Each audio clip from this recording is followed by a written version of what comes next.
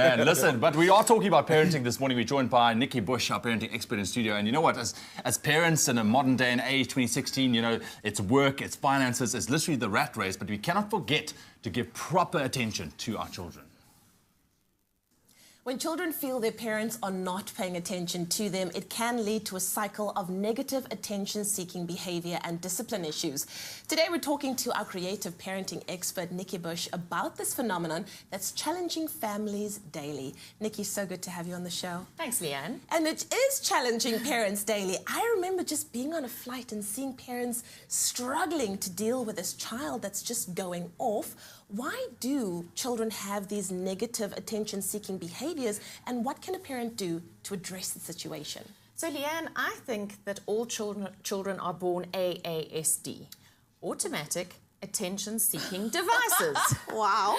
From the day they're born, Yes, true, yeah. But, you know, I don't think that we as adults have changed too much. Okay. You know, all of us have 3 non-verbal questions that we ask of our loved ones or our colleagues every single day, and it's non-verbal. We don't think about this. Do you see me? Do you hear me? Wow. Am I important to you?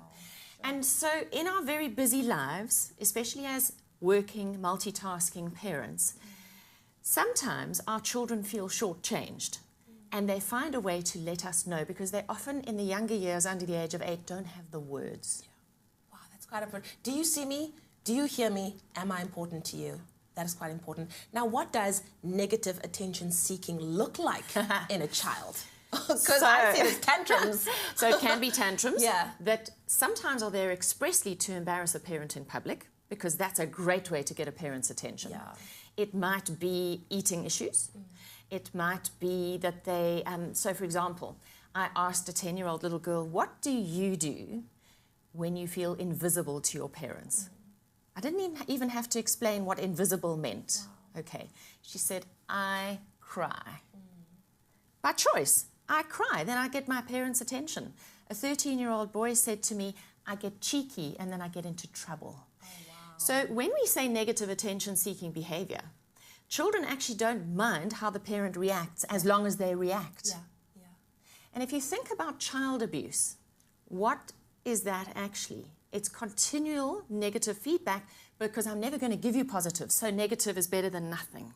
Because the thing we fear most in life is being invisible, people's indifference to us. So then what does a parent do in a situation like that? If the child is acting out, if they are doing certain things to get your attention, what happens next?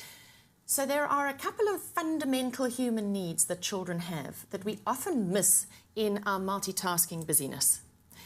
Children get tired, they get hungry, and they get thirsty.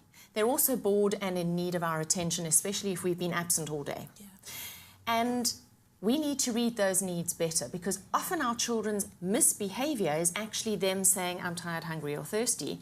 Meanwhile, we discipline them for being bad and punish them.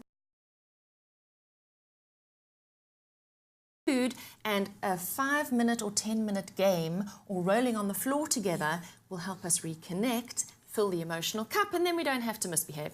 Wow. I'm not even a parent, but like you said, you don't have to be. This is a fundamental human need that we all want. Do you hear me? Do you see me? Am I important to you? Nikki Bush is not going anywhere. We are talking about negative attention-seeking behavior in our children. And if it's something that you're experiencing at home, then you definitely want to stay tuned for part 2.